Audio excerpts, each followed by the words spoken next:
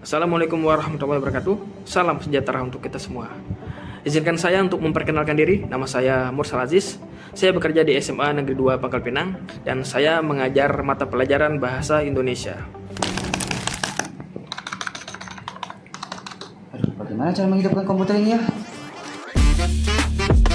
Kenapa, Rafa?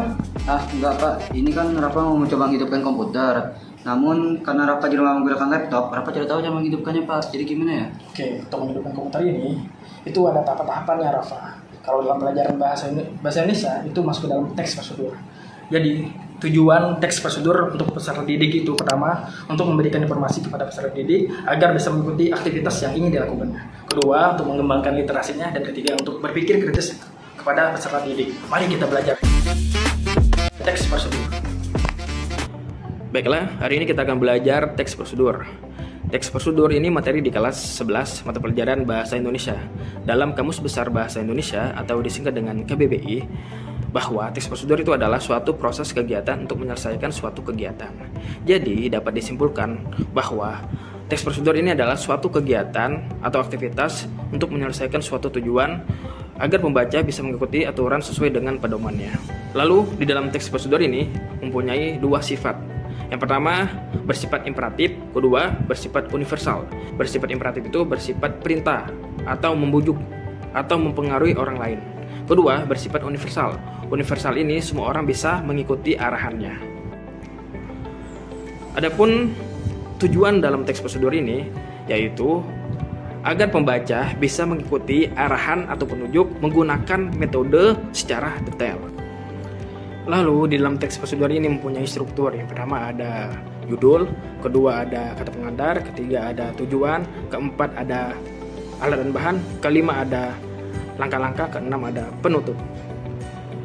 Di dalam teks prosedur ini mempunyai ciri-ciri. Yang pertama, menggunakan kalimat aktif. Kalimat aktif ini bersubjek, sedang atau melakukan sesuatu, berimbuhan, me dan berpola SPOK atau SPK. Contohnya, Budi sedang memotong bawang di dapur. Lalu ciri-ciri yang kedua itu menggunakan kalimat imperatif atau kalimat perintah atau kalimat membujuk. Contohnya, potonglah bawang itu dengan rapi. Diamkan bawang itu selama 1 jam di air yang mendidih. Contoh seperti itu. Lalu yang ketiga itu adanya tahapan-tahapan untuk menyelesaikan suatu aktivitas sesuai dengan arahannya. Baiklah, di dalam teks prosedur ini mempunyai kaidah kebahasaan. Kaidah kebahasaan dalam teks prosedur ini ada 5. Yang pertama ada kalimat. Kalimat ini dibagi 3. Ada kalimat imperatif, kedua ada kalimat deklaratif, ketiga ada kalimat interrogatif. Kalimat imperatif ini kalimat perintah. Kedua ada kalimat deklaratif. Deklaratif ini kalimat untuk menyampaikan suatu informasi. Ketiga ada kalimat interrogatif. Interrogatif itu kalimat pertanyaan. Lalu dalam teks prosedur ini kaidah kebahasaan yang kedua itu ada konjungsi. Konjungsi ini dibagi 2. Ada konjungsi persyaratan, kedua ada konjungsi temporal. Persyaratan ini kata kuncinya jika, andai. Lalu ada konjungsi temporal. Berarti temporal ini berarti menanyakan waktu. Contohnya, setelah itu selanjutnya lalu ada numeralia. Numeralia dalam teks prosedur ini dibagi 2. Ada numeralia urutan, kedua ada numeralia kuantitas. Urutan ini berarti tahapan-tahapan. Itu contohnya tahapan pertama, tahapan kedua, tahapan ketiga. Lalu ada numeralia kuantitas. Kuantitas ini berarti menanyakan kata kuncinya itu durasi waktu. Contohnya, diamkan air itu selama 1 jam.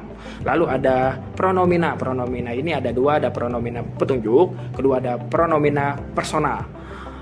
Pronomina petunjuk itu kata kuncinya ini, itu. Sedangkan pronomina personal itu kata kuncinya saya, kalian, kami.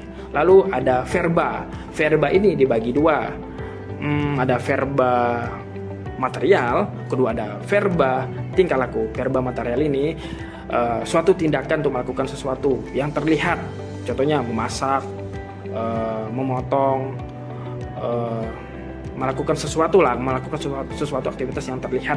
Lalu ada verba tingkah laku. Verba tingkah laku ini suatu tindakan yang tidak terlihat. Contohnya memahami, memikirkan, mencintai, mengagumi, seperti itu. Lalu di dalam teks prosedur ini mempunyai jenis-jenisnya. Ada 3 jenis dalam teks prosedur. Ada jenis teks prosedur kompleks, ada protokol, ada sederhana.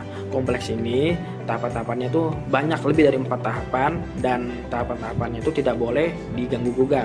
Contohnya cara membuat akun Facebook, cara membuat akun Instagram, cara membuat SIM. Nah, itu tahapan-tahapan dalam teks prosedur kompleks banyak lagi ya. Lalu ada teks prosedur protokol. Nah, protokol ini kebalikannya, tahapan-tahapannya tuh boleh diacak, tapi hasil akhirnya itu harus sama gitu. Contohnya cara masak mie goreng gitu. Kalau masak mie goreng kan terserah kita mau manasin airnya dulu atau mau mengaduk bumbunya dulu, terserah, yang penting hasil akhirnya itu sama gitu. Lalu ada teks prosedur sederhana. Nah, sederhana ini berarti sederhana ya, simple. Berarti 2-4 tahapan. Contohnya cara menghidupkan kipas angin, cara mematikan kipas angin, cara menghidupkan televisi, cara mematikan televisi.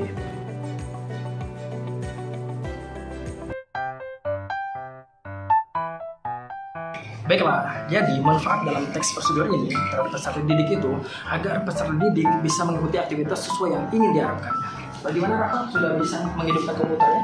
Sudah Pak, berkat teks prosedur saya bisa menghidupkan komputer ini kembali Pak. Oke, jangan lupa matikan komputer ini ya. Ya Pak.